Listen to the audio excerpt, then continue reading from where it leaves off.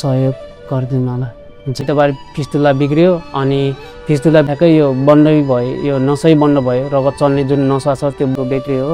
अनि यो ब्याट्रीमा चाहिँ यो अपरेसन गर्दाखेरि मोड चेन्ज गर्नुपर्छ अरे। त्यो भएपछि चाहिँ अब मेरो भनौँ न वाइफले चाहिँ साथ छोड्यो। हामीले चाहिँ डायलिसिस गर्नुपर्ने हो। एउटा मात्र भयो त एउटाले निकालेर आउट गर्दा पनि हुने भयो। अनि मेरो चाहिँ दुईटै भएर चाहिँ विगत 75 सालदेखि नै हो डायलिसिस गर्न लाग्यो। अनि किडनीको त बाहिर किन्न सक्ने अब त्यो अवस्था छैन। त्यसै सम्पूर्णमा मेरो नाम चाहिँ तोपेन्द्र बुढा मगर, रोल्पा जिल्ला त्रिवेणी गाउँपालिका वडा नम्बर 2। म चाहिँ विगत 75 सालदेखि डायलिसिस गर्दै आएको हो।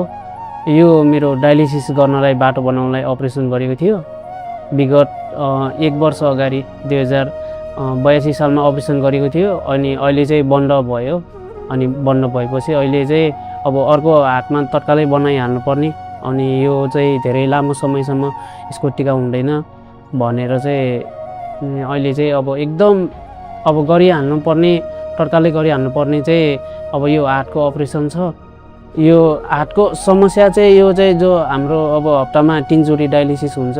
डायलिसिस अब मृगौला फेल भएपछि, मृगौलाले काम नगरेपछि, मृगौला चाहिँ मेरो प्रेसर हाई रहेछ। पहिला अब त्यति केयरलेस गर्यो, त्यति आफ्नो अलिकति धेरै हेलचक्राइ भयो। अनि प्रेसर हाई रहेछ, त्यो बेला अलिक धेरै हेलचक्राइ भएर अहिले चाहिँ विगत 75 सालदेखि डायलिसिस गर्दै आएको। अनि अहिले चाहिँ ठ्याक्कै यो बन्द भयो, यो नसै बन्द भयो। रगत चल्ने जुन नसा छ त्यो बन्द भएपछि चाहिँ अहिले अब अपरेसन तत्कालै गरिहाल्नुपर्ने भएर चाहिँ अहिले तत्कालै हाललाई अहिले गरिहाल्नुपर्ने चाहिँ मेरो हातको हो। अनि किडनीको त बाहिर किन्न सक्ने अब त्यो अवस्था छैन। मेरो विवाह भएको थियो 2073 सालमा।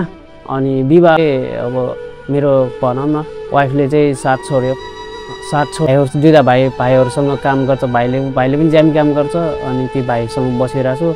बाबुआमा गाउँमा हुनुहुन्छ। अनि एकदम अहिले चाहिँ जटिल समस्या भनेको चाहिँ एकदम हार्टको अपरेसन गरिहाल्नुपर्ने। अनि त्यसको लागि पनि फेरि यो मेरो मुटुमा ब्याट्री राखिएको छ। अनि यो 77 सालमा राखिएको ब्याट्री हो। अनि यो ब्याट्रीमा चाहिँ यो अपरेसन गर्दाखेरि मोड चेन्ज गर्नुपर्छ अरे। अनि त्यही भएर चाहिँ अनि अलिकति झनै जटिल भइरहेछ। अब नर्मली अपरेसन गर्नुपर्ने भए त ठिकै हुन्थ्यो। अनि यो ब्याट्रीको मोड चेन्ज गर्नुपर्ने भएर पनि अझ झनै बढी जटिलता चाहिँ देखिन्छ भन्नुभएको छ डक्टर साहबहरूले। मेरो मुटुको धड्कन कम भएर चाहिँ प्रेसनिको राखिएको थियो शहीद कङ्गालालमा उता। अनि त्यसै गरी अहिले चाहिँ यो जुन त्यो ब्याट्री राखेपछि चाहिँ मेरो समस्या चाहिँ यो जुन यो नसातिर समस्या हुँदै आयो।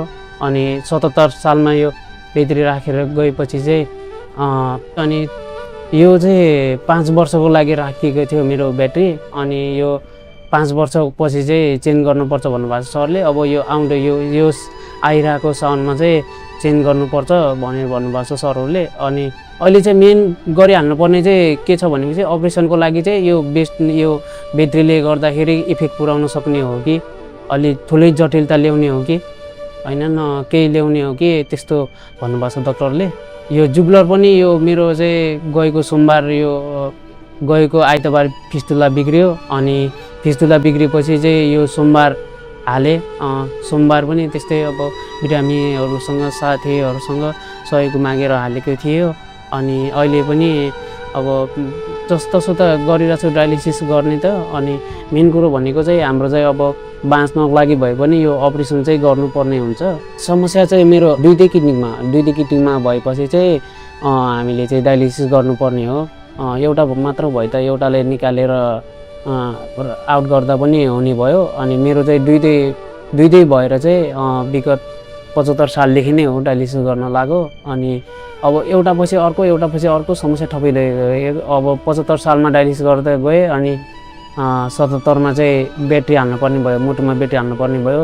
अनि अहिले चाहिँ झन् बढ्दै गयो, उतै समस्याहरू थपिँदै गयो। अनि त्यो भएर चाहिँ अनि अब अहिले चाहिँ एकदम अवस्था अनि एकदम गाह्रो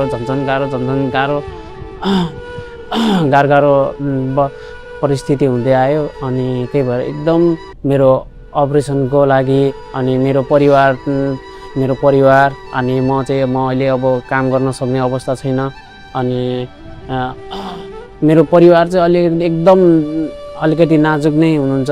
अब घरमा खेतीकिसान गरे पनि त्यो सबै वर्षभरि खाना लाउन पुग्दैन अनि त्यही भएर हजुरहरूको प्रार्थना, हजुरहरूको आर्थिक भौतिक हजुरहरूले के सक्नुहुन्छ हजुरहरूको प्रार्थना अनि आर्थिकले सहायता सहयोग गरिदिनु होला। मेरो परिवारमा चाहिँ विश्वासी चाहिँ म मात्र हो, मेरो फ्यामिलीहरू चाहिँ हुनुहुँदैन।